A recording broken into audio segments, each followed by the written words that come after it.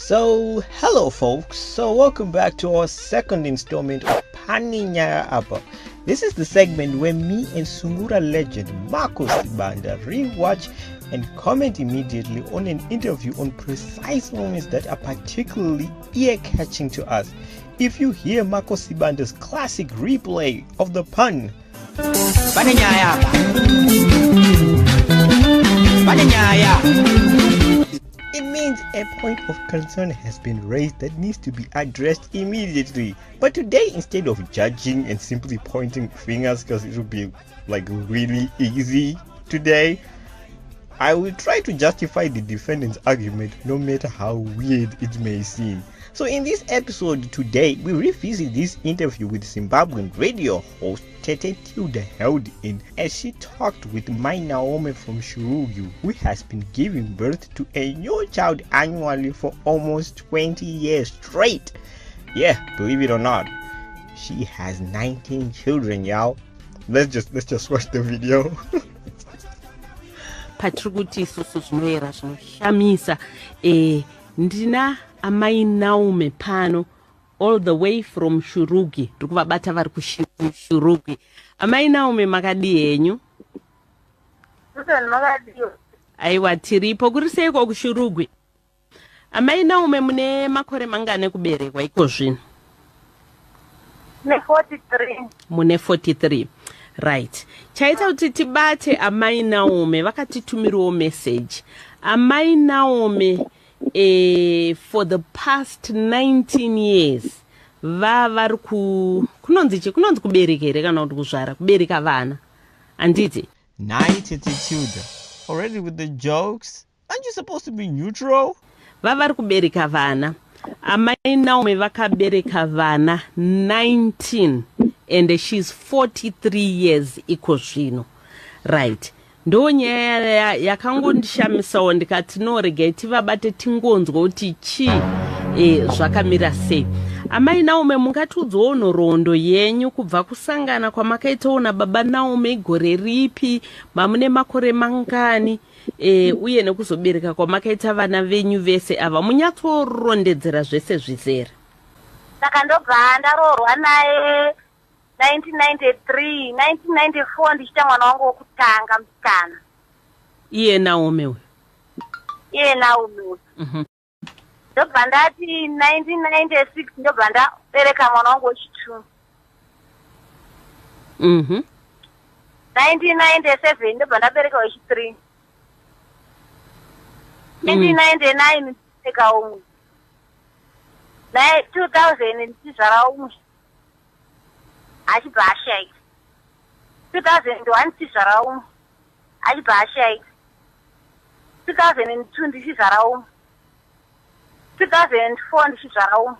Achibva ashaika asi akashaika atokura. 2005 ndichizvara umwe. 2007 ndichizvara umwe. 2008 ndichizvara umwe. Matwins.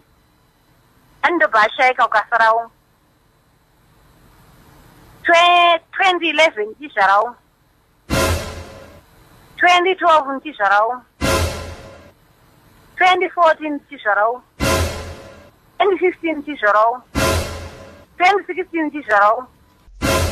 I knew about this beforehand, but when you actually hear about it in detail, it's kind of breathtaking. 2018 ndichizvara umwe. 2020 ndiye wandinaye zvino ari kumwe ane 10 months. Yeah. Saka pa vasvika 19 handiti? Vasvika. Ko hamuiti here zvefamily planning zvekuronga mhuri? Toita zviri natural zvamuri kuti zviri natural ndo zvakaita sei? Handiti mawasa akuru saka izvi ndime natural.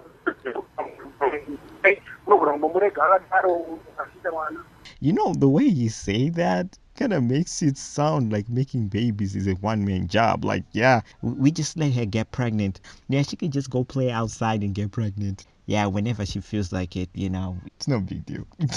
I don't know why you say it like that. Alright, baba vanoita basa rei? Ana basa ravanoita kusuro uko vana vachati kure kure vaimboitawo zvimatemberari sisini kawo zvimatemberari zvavharwa tikazotagawo pulani dzekuti titengese mombe yavaiva nayo kuti vaende college titi kuti upenyu hungaita zviri nani savakangopedza college singakuchakuiwa ne50 saka vakangofira ikapo. Hey, makatengesa mombe 1 yamamuinayo kuti baba vaende kunoita course yeteaching. Ndifunga kuti pamwe upenyu hunoitawo kuti ndikwanise kuchengeta mhuri yandinayo saka zvavangopedza kosi yachona zvinji hatichadiwa ne50 kusira ivo vavasawo 50 zvibva zvangosira ipapo. Leduwe. Saka ini ndaingogara nechemoyo chingotini. Pane nyaya apa. Pane nyaya. Do not condemn a man for falling on tough times. It's a tough economy. All right. Muri kutarisira kuendera mberi here muchiita vamwe vana nhai mainawo? Inini handizivi kuna Mwari. Kana Mwari ati zvakwana zvinenge zvakwana zvaringana, kana asina kuti zvakwana tichangozviita vhega. Saka ini ndaingogara nechemoyo chingotini. Pane nyaya apa. Pane nyaya. Now here is an interesting dynamic to their argument you didn't see coming. Generally, all Christians do use the Bible to justify their choices. And I'm no Bible expert or anything here, but I don't think it has anything that encourages the use of contraceptives. If anything, the Bible actually does talk about you should multiply and multiply like sand. Nai baba, musha wenyu kana kuti pamugere, iko zvomuri kutaura kuti vana vamuinavo mune 14 vamwe vakashaya. Plus mimi vabereki, tongoti muri 16. Musha wenyu wakakura zvakadini? Right. Kune mba ine marooms mangani? Ine 3. Right. Saka pa 3 rooms ipapo pane bedroom renyu. Eongo. And then mama room maviri. Asati apera. Pane nyaya apa. Pane nyaya. Okay, Maki. They are obviously big rooms, like a hole or something. Okay, who am I kidding? They are falling on tough times, but they are working on it, okay? Making children is much easier than building a house, obviously. Although it has taken 20 years, but still, they are working on it, okay? Saka muri kugara sei kune vana vesa? Zvongobatikidza saizvozvo. Etitari zinomboita tende. Momboisa tende? Vakauya kana varipo tombopicha tende. Vamwe vanenge vari kubowa vanenge vachienda kuchikorokoza? Kana vasipo vanenge varipo vashomana vanovata mukicheni imomo. Mamwe marooms ayake morara vamwe?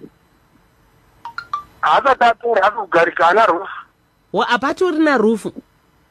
Asati ane rufu saka asati ogarika. Pane nyaya apa. Pane nyaya. It obviously doesn't rain that much that side, so roofs are an unnecessary expense. They're just a luxury. Alright. Saka mimi muri kuti imi muri kurara bedroom renyu ndori ne roof. And then dzimwe 2 rooms adzisati dzane roof. Saka ku kitchen muri kuti vana vakomana nevasikana vese vari kurara ku kitchen. Wongo. Tikutaura nezvevana vakura kavamwe vacho apa. Vakura vanenge vasipo kana vavuya topicha tende. Kana mapicha tende vakuru ndovorara panze. Vovata mutende. Saka ini ndaingogara nechemoyo chingotini. Pane nyaya apa. Pane nyaya. Well, tents were made for people to live in, Maki. That's why they were manufactured for such a common problem like having 19 children while you are living in a 2-roomed house. Psst. Duh. Maki, silly Maki. Alright. Amai vataura ivo kuti vanogona kuramba vachiendera mberi vachiita vamwe vana. Imi muri kuti chinazvo? I appreciate. You appreciate what? Kuita vanhu. Nemo muri kutarisira kuramba muchiita vamwe vana? Handitarisira sezvongongeka zvangorongeka idzokeka zvangodiro zvakwana ndizvozvo. Right, anoronga ndiani? Anoronga ndiani? Anoronga ndiMwari. Pane Nyaya Apa. Pane Nyaya. Yeah, it's because God tells them that. Are you questioning the spirit, you men of little faith? Now, this response was actually kind of smart. Of course, God is the all-powerful, all-knowing creator. Everything that happens is meant to happen because it happens under his supervision, right? Besides, every child that is born on earth is a precious gift from the Almighty. Zvokudya zvacho muri kuzviwana kupi? Zvokudya zvacho ndinongoshandirawo. Vakomana vakaendawo vakauyawo nezvavanazvo kana pasinawo hapana. Alright, pamuri kuti munongoshandirawo muri kushandira nguvai? Because nguva zhinji yakawanda ka it's either munenge makazvitakura kana kuti munenge mune kacheche. Ipapo ndakazvitakura ndinoendawo pamwe ndonoshanda kana ndine kachechewo ndinokabereka kana kuita 1 month ndoendawo nako. Ko baba ivo vanoitei? Babawo vanenge vachirimawo kugadheni pamwe tomborimawo madomasi ndombotiwo kana ndakazvitakura ndechifambawo nemugomo ndichitengesawo madomasi nemuriwo. Ko chimbudzi mune matoilets mangani nemabathroom mangani? Matoilets atokwanisa. Matoilets hamuna? Pane Nyaya Apa. Pane Nyaya. Oh, man, this is tough. Oh, man, these guys are not making my job any easier. How do I defend this one?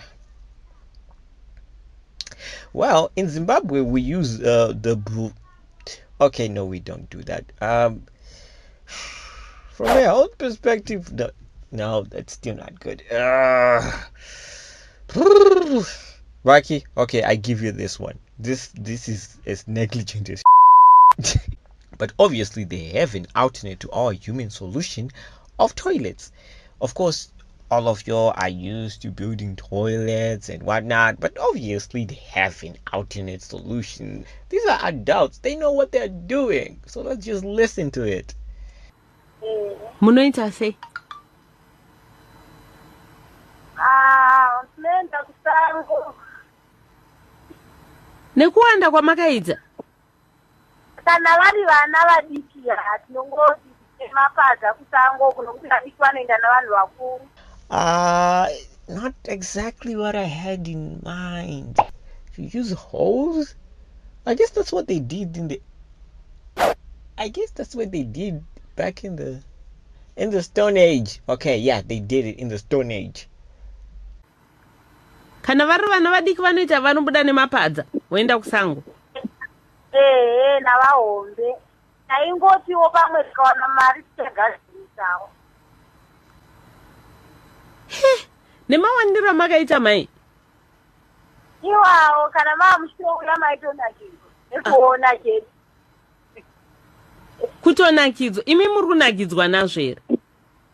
Ndinonakidzwa because nyangwe ndikagara kamukana yakugara pamakumba apo kamwe kachiyamwa kamwe karapo saka ndinonakirwa nazvo nguva zhinji.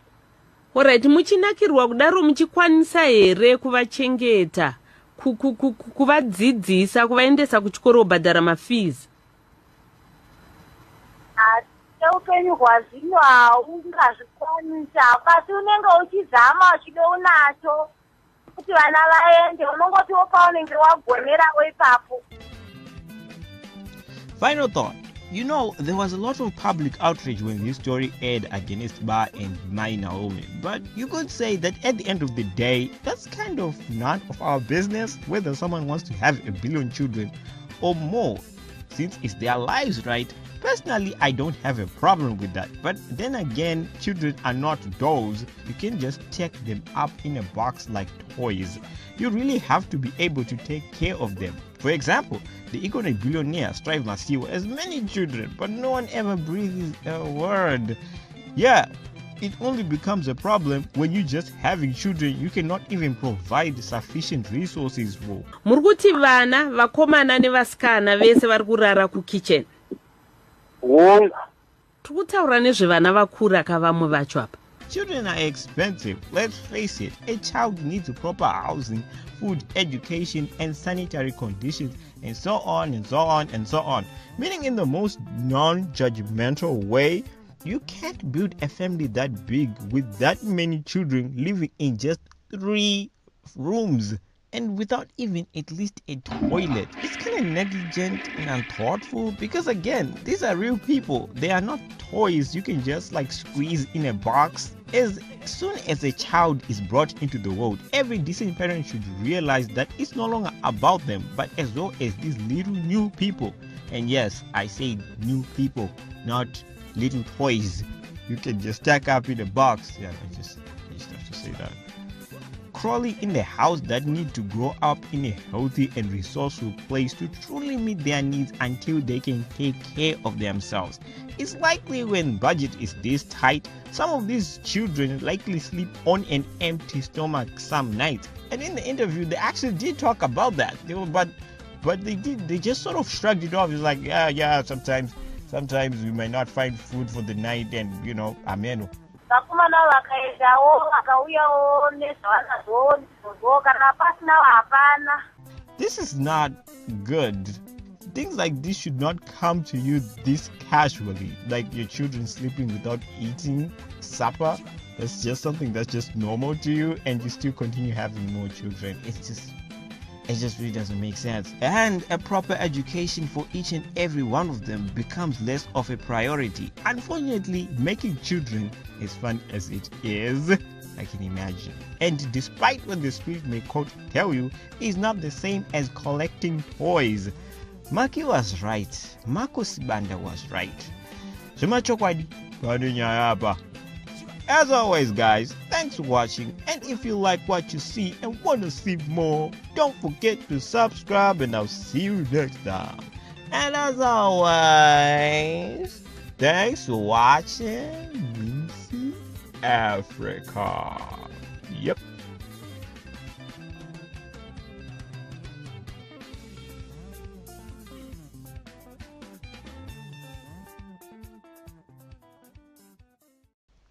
Hello guys, so Music Africa has finally made it to the all-important 1,000 subscriber mark. Hey! A greatest thanks to all of you, our subscribers, for watching and commenting and liking our awesome Afrocentric videos. As always, there's lots and lots of awesome new original videos coming your way, especially on African literature. There's a lot of stuff about that in the works, Like seriously, just think of all the books. So if you want to keep updated on our latest content and new upcoming videos on this channel, you can also follow us on these social media platforms that also boast of insightful similar content similar to the one that is found here. So as always guys, if you haven't subscribed, please don't be a downer. Do it for Africa. Do it for the motherland. Don't forget to subscribe, and I'll see you next time. Same place, same time, where we live in imagination.